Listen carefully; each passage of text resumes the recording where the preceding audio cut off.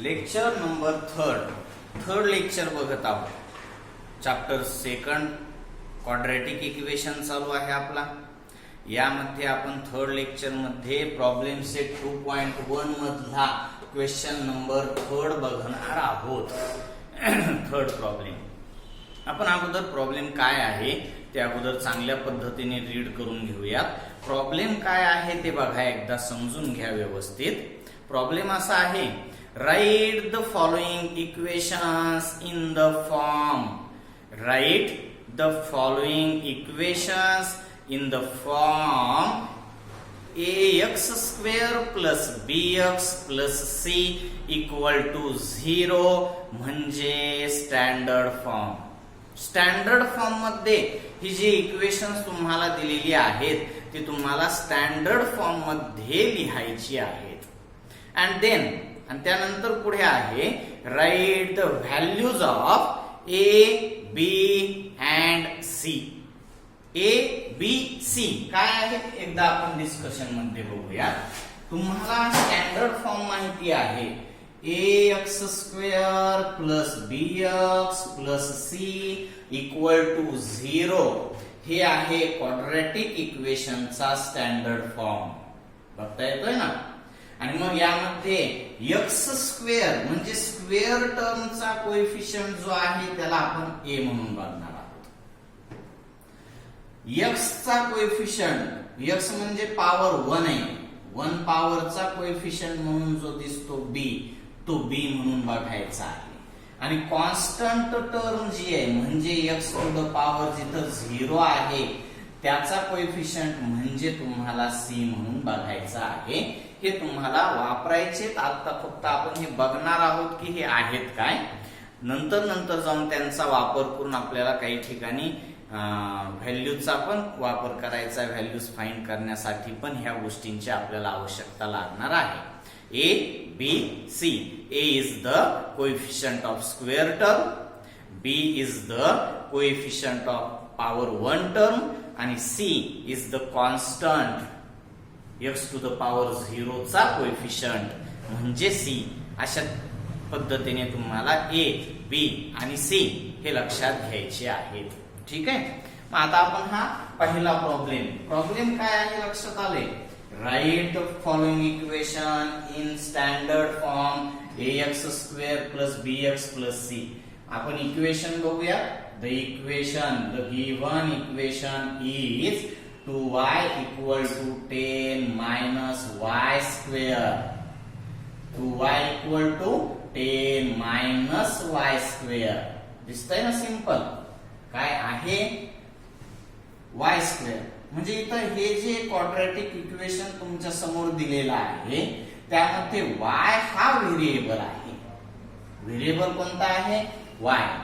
y व्हेरिएबलचं equation आहे म्हणजे ते असं लिहायला हवं आपण, ay² plus by plus c equal to 0 म्हणजे सगळ्यात अगोदर स्क्वेअर टर्म, त्यानंतर प्लस किंवा मायनस मध्ये पॉवर 1 टर्म आणि त्यानंतर प्लस किंवा मायनस जसं असेल तसं पॉवर 0 म्हणजे कॉन्स्टंट टर्म इक्वल टू 0. या फॉर्म मध्ये आपल्याला हे क्वाड्रॅटिक इक्वेशन लिहावं लागेल. आणि मग तुम्हाला आता हे इक्वेशन बघितल्यावर कळेल की इथं तिन्ही टर्म्स आहेत. स्क्वेअर टर्म आहे का, हो आहे, दिसते ना इथं स्क्वेअर टर्म. त्यानंतर पॉवर 1 टर्म आहे का, y टू द पॉवर 1 म्हणजे नुसता y, हो आहे. किती आहे तो, प्लस 2y आहे इथं तो. आणि कॉन्स्टंट टर्म आहे का, हो आहे. किती आहे ती, 10 आहे. स्क्वेअर टर्म कोणती आहे, minus y², power 1 term 2y आणि कॉन्स्टंट टर्म 10. तिन्ही टर्म्स तुमच्याकडे उपलब्ध आहेत. आता फक्त याला तुम्हाला स्टँडर्ड फॉर्म मध्ये लिहिण्यासाठी सगळ्यात अगोदर कोण हवंय, स्क्वेअर टर्म. आणि ती स्क्वेअर टर्म जनरली तुम्हाला पॉझिटिव्ह मध्येच मांडायची आहे. स्क्वेअर टर्म जी आहे ती तुम्हाला फक्त पॉझिटिव्ह म्हणूनच बघायची आहे जनरली. हा, जिथं वापर होणारच नाही, जिथं दुसरा पर्याय नाहीये तिथं निगेटिव्हच वापरायचंय, तिथं तुम्हाला निगेटिव्ह वापरायचं आहे. पर्यायच नसेल किंवा वापरच तुम्हाला निगेटिव्ह टर्मचा हवा असेल तेव्हा तुम्ही पहिली टर्म निगेटिव्ह घेता. पण जनरली तुम्ही पहिली टर्म केव्हाही कोणत्याही इक्वेशन मध्ये आतापर्यंत जी इक्वेशन्स तुम्ही लिहिली तिथं प्रत्येक वेळेस पहिली टर्म ही पॉझिटिव्हच होती आणि इथं पण आपण त्याच पद्धतीने मांडणार आहोत, पहिली टर्म पॉझिटिव्ह. आता ही आहे मात्र आपली निगेटिव्ह, वाय स्क्वेअर टर्म आहे ती आहे कशी निगेटिव्ह, म्हणून मी ह्या मायनस वाय स्क्वेअरला अपोजिटला घेऊन जाईल, राईट साइड कडून त्याला लेफ्टला घेऊन जाण्याचा प्रयत्न करणार. आणि का करणार, मी इथंच ठेवला असता हा वाय स्क्वेअर, पण हा पॉझिटिव्ह असता तर, पण हा निगेटिव्ह असल्यामुळे मी याला या साइड कडून अपोजिट साइडला घेऊन जाणार आणि मग लक्षात येईल की आपल्याला सगळ्याच टर्म त्याच साइडला हव्यात जिकडे वाय स्क्वेअर आपण मांडणार आहोत. कसं दिसेल हे, minus y square plus y square, y square ही प्लस 2y जी टर्म आहे ती आपल्याला नंतर हवी आहे, ती ह्याच साइडला राहणार आहे म्हणून ही प्लस ची प्लस 2yच राहील. आणि त्यानंतर कॉन्स्टंट टर्म हवी ती पण अपोजिटला नाही हवी, ह्याच साइडला हवी, प्लस 10 आहे इकडं लेफ्टला, सॉरी राईटला, लेफ्टला आल्यावर तो मायनस 10 दिसेल, इक्वल टू 0. हे असेल तुमच्या दिलेल्या क्वाड्रॅटिक इक्वेशनचा स्टँडर्ड फॉर्म. सिंपल आहे. आणि मग म्हणून लिहूयात आपण is the standard form of given equation by compare करून तुम्हाला A, B आणि C च्या व्हॅल्यूज पण ठरवता येतील. A ची व्हॅल्यू कशावरून ठरणार आहे, स्क्वेअर टर्मचा कोएफिशियंट म्हणजे A. हा इथं आहे किती 1, हा 1 y स्क्वेअर आहे. B म्हणजे कोणाचा coefficient, power 1 term y to the power 1, इथं स्क्वेअर आहे, हा y चा 1 पॉवर आहे, हा y चा 0 पॉवर आहे. ह्याचा कोएफिशियंट पॉवर 1 टर्मचा कोएफिशियंट प्लस 2 म्हणजे b आहे. आणि कॉन्स्टंट टर्म मायनस 10 आहे म्हणजे ती काय म्हणून बघितली जाणार, c म्हणून. हे सिंपल आहे तुम्हाला बघायला. a ची व्हॅल्यू 1, B आहे प्लस 2 आणि C आहे मायनस 10. तुम्ही याला रिवाइज करू शकता. आपण नेक्स्ट पुढचा इक्वेशनचा विचार करूया. पुढचं second, the given equation is, equation दिलंय x minus 1 bracket square equal to 2x plus 3. आता हे क्वाड्रॅटिक इक्वेशन म्हणूनच तुम्हाला दिले म्हणजे हे क्वाड्रॅटिक इक्वेशनच असणार आहे. मग ह्याला स्टँडर्ड फॉर्म मध्ये लिहिताना तुम्हाला कोणत्या फॉर्म मध्ये लिहावं लागेल, ax square plus bx plus c equal to 0. इथे x आहे ना व्हेरिएबल, मग ax square plus bx plus c equal to 0 या फॉर्म मध्ये लिहायचं आहे, हो का नाही. मग सगळ्यात अगोदर तुम्हाला या x मायनस 1 ब्रॅकेटचा स्क्वेअर करून घ्यावा लागेल. मी इथं तुम्हाला त्यासाठीचा फॉर्म्युला लिहून देतोय. तुम्हाला ऑलरेडी माहिती आहे 6, 7, 8 पर्यंत तुम्हाला हे फॉर्म्युले अनेक वेळेस तुम्ही वापरलेले पण आहेत.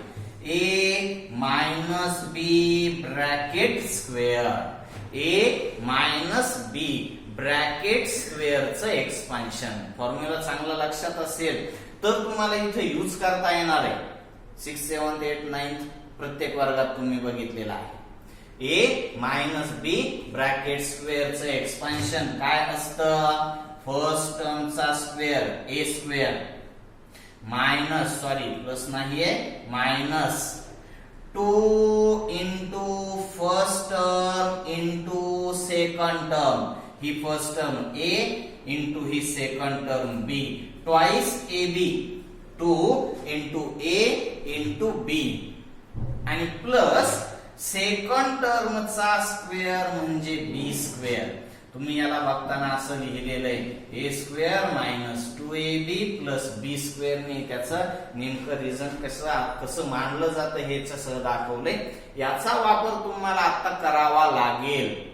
हे पूर्वीच्या गोष्टी आहेत, त्या तुम्हाला यायला हव्यात, पण नसतील येत तर त्यावेळेस मी त्या तुम्हाला सांगत चालेल. त्या आता मी सांगितलंय म्हणजे पुढच्या वेळेस पण मी सांगावं अशी अपेक्षा ठेवू नका. पुढच्या वेळेस ते तुम्हाला स्वतःलाच यायला हवं. ए मायनस बी ब्रॅकेट स्क्वेअरचा एक्सपान्शन होणार काय? फर्स्ट टर्मचा स्क्वेअर ए चा स्क्वेअर मायनस ट्वाइस इंटू ए इंटू बी म्हणजे ए आणि बी फर्स्ट टर्म आणि सेकंड टर्म यांचं मल्टिप्लिकेशनचा ट्वाइस 2ab आणि प्लस सेकंड टर्मचा स्क्वेअर.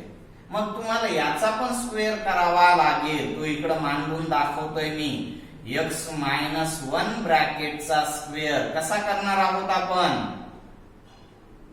x मायनस 1 चा ब्रॅकेटचा स्क्वेअर. फर्स्ट टर्म x म्हणून आहे तुमच्याकडे, सेकंड टर्म 1 म्हणून आहे. मग फर्स्ट टर्मचा square minus 2 into first term into second term आणि प्लस सेकंड टर्मचा square x square minus 2x plus 1 हे होईल तुमचं x मायनस 1 ब्रॅकेट स्क्वेअरचं एक्सपान्शन. हे तुम्हाला यायला पण हवंच. कळतंय? आणि मग आता आपण डायरेक्ट प्रॉब्लेमचा विचार करूया. काय आहे? x minus 1 bracket square equal to 2x plus 3. मग ह्या x मायनस 1 ब्रॅकेटचा स्क्वेअर लिहिणार आपण फर्स्ट टर्मचा square minus 2 into first term into second term 2ab. a म्हणून x आहे, b म्हणून 1 आहे, प्लस सेकंड टर्म म्हणजे 1 चा स्क्वेअर मी डायरेक्ट 1च मांडला. इक्वलच्या खाली इक्वल टू x प्लस 3. लक्षात घ्या, हे इक्वेशन जे तुमचं तयार झालंय त्याला अजून सिंपल करून क्वाड्रॅटिक फॉर्म मध्ये, स्टँडर्ड फॉर्म मध्ये लिहायचं आहे. हा काय होणार आहे? x square minus 2x into 1 म्हणजे 2x, 2 इंटू 1 2, 2 1 जा 2 into x 2x plus 1 equal to 2x plus 3. आता याला तुम्हाला स्टँडर्ड फॉर्म मध्ये लिहायचं म्हणजे अगोदर कोणती टर्म? स्क्वेअर टर्म, त्यानंतर प्लस पॉवर 1 टर्म, त्यानंतर प्लस किंवा मायनस जे काही असेल ते कॉन्स्टंट टर्म. या फॉर्म मध्ये तुम्हाला हे क्वाड्रॅटिक इक्वेशन लिहावं लागेल. आणि त्यासाठी मग तुम्ही अगोदर बघून घ्या स्क्वेअर टर्म आहे का तुमच्याकडे? हो आहे, x स्क्वेअर आहे. ती पॉझिटिव्ह आहे का? हो आहे. मग ती त्याच साइडला राहील आणि त्याच साइडला सगळं इक्वेशन आहे, कारण इक्वल टू इकडे 0 राहणार आहे. x स्क्वेअर इकडे लेफ्टला, मग लेफ्टलाच सगळं इक्वेशन म्हणजे ह्या राईटला असलेल्या टर्म सुद्धा लेफ्टलाच येते. आणि मग सगळं इकडे इक्वेशन असेल इक्वल टू इकडे 0 होईल म्हणजे equal to 0 square term plus power 1 term plus constant term equal to 0.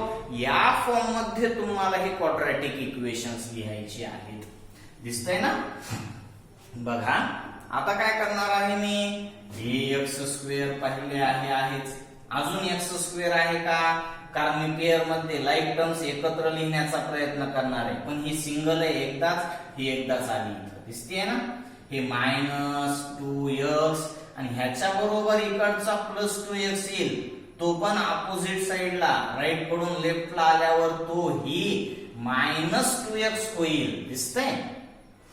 हे प्लस 1 ला प्लस 1 हे इकडं आहे, इकडंच लिहिलंय म्हणून, आणि हे प्लस 3 अपोजिटला येऊन तो मात्र तुम्हाला मायनस 3 दिसेल आणि इक्वल टू 0. जनरली हे इक्वल टू इक्वलच्या खालीच यावं अशी मांडणी करायची असते आपल्याला. मांडणीवर जेवढं तुमचं कॉन्सन्ट्रेशन असेल, पण आता आपल्याकडे जागा नसल्यामुळे मी हे इक्वलचं साइन इकडे लिहिले. मग मी आता नंतर मात्र हे इकडं परत नाही लिहिणार, मी ह्याच्या खालीच लिहिलं आता पुढच्या गोष्टी. ठीक आहे? एखाद्या वेळेस ठीक आहे, पण वारंवार नाही करायचं. हे इथं इथं इथं. मग आता मी इथं लिहिलंय तर पुन्हा इकडं नको, पुन्हा आता ह्याच्या खालीच लिहूया. चालेल? मग आता हे काय बघा, x square term minus 2x म्हणजे minus 4x plus 1 into minus 3 म्हणजे मायनस 2. म्हणजे हे दिसणार कसं? x square minus 4x minus 2 equal to 0. हे झालं ह्या क्वाड्रॅटिक इक्वेशनचा स्टँडर्ड फॉर्म सिंपल आहे, तुम्हाला स्वतःला करता येण्यासारखं आहे. हे येईल करता सर्वांना. आता आपण नेक्स्ट पुढचा ह्याच्यामध्ये काय करता येईल असं लिहूया. Is the standard form of quadratic equation. Given quadratic equation लिहिलं तरी चालेल. बाय कम्पेअर करून तुम्हाला ए, बी आणि सी च्या व्हॅल्यूज लिहायच्या. ए किती आहे? 1, बी -4, सी -2. सिंपल आहे. हे पण तुम्ही कंप्लीट करू शकता. हवं तर रिवाइज करा एकदा. Next problem number 3. The given equation is x² plus 5x equal to minus bracket of 3 minus x. आपण काय करणार बघा. x² plus 5x equal to minus ने 3 ला मल्टिप्लाय करू. हा 3 आहे पॉझिटिव्ह, प्लस मायनस -3 होईल. हा दिसला नीट सर्वांना. मायनस प्लस x होईल. हा हे क्लिअर करून घ्या मात्र तुम्ही. मायनसने ब्रॅकेट मधल्या टर्म्सला मल्टिप्लाय केल्यावर त्यांची साइन्स आपोआप चेंज होतील. मायनस ने +3 ला मल्टिप्लाय केलं, minus into plus -3, minus plus x. आणि मग ह्याला बघताना आता आपण स्टँडर्ड फॉर्म मध्ये घेण्यासाठी बघणार. स्क्वेअर टर्म असायलाच पाहिजे असते, हो का नाही? तर आहे ती कोणती आहे? x². कशी आहे ती? पॉझिटिव्ह आहे, म्हणून मी ती आहे त्याच साईडला ठेवणार आहे. कोणत्या साईडला आहे ती? आता लेफ्ट साईडला आहे. तुम्ही बघताय त्या लेफ्ट साईडला, हो का नाही? मग लेफ्टलाच मी सगळं इक्वेशन लिहून घेणार आणि इक्वल टू राईटला काय राहायला हवं? मग 0. तेव्हाच ते स्टँडर्ड मध्ये कन्व्हर्ट करता येईल. म्हणून मग आता हे इक्वल साइन इथं नाही येतं, थोडं इकडे येईल. त्यानंतर मात्र मी त्याच्या खालीच मांडायचं. हा पहिला x² plus 5x. हे प्लस x काय होईल? -x. आणि -3 काय होईल? +3 इक्वल टू 0. मग हे x² सिंगल आहे, सिंगलच लिहिला.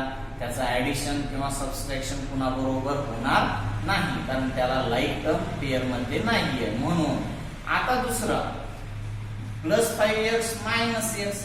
हे x 5 टाइम्स आहे, हा x -1 टाइम्स आहे. ह्या लाईक टर्म्स आहेत, यांचं तुम्हाला सबट्रॅक्शन करता येईल कारण डिफरंट साइन्स आहेत म्हणून. आणि ते सबट्रॅक्शन किती असणार आहे? +4x. +3 ला काहीही पेअर मध्ये नाहीये, इक्वलच्या खालीच इक्वल मांडेल मी. म्हणजे हे झालेलं तुमचं काय आहे? Standard form. लक्षात येतंय? Here is the standard form of given quadratic equation. And by compare करूयात आणि A, B, C च्या व्हॅल्यूज मांडूयात. एक कोणाचा कोएफिशियंट म्हणून बघणार आहोत? स्क्वेअर टर्मचा. किती आहे तो? 1. हा लक्षात घ्या, आता पहिल्यामध्ये पण 1 आला, दुसऱ्यात पण 1 आहे, तिसऱ्यात पण 1 आहे. म्हणजे काय दरवेळेसच 1 असणार का? नाही, वेगवेगळे असतील. ह्या तिघांमध्ये 1 आला म्हणून आलेला आहे. बी x चा कोएफिशियंट +4, C +3. हे आहे तुमचा क्वेश्चन नंबर 3. प्रॉब्लेम काय होता? Write the quadratic equation in standard form. Standard फॉर्मला त्यांनी ax² + bx + c असं दिलेलं आहे. And then write the values of a, b and c. तर हा थर्ड प्रॉब्लेम. थर्ड मध्ये हे 3 मी सॉल्व्ह करून दिलेत, बाकीचे 3 तुम्ही सेल्फ मध्ये कंप्लीट करा. आपण नेक्स्ट लेक्चरला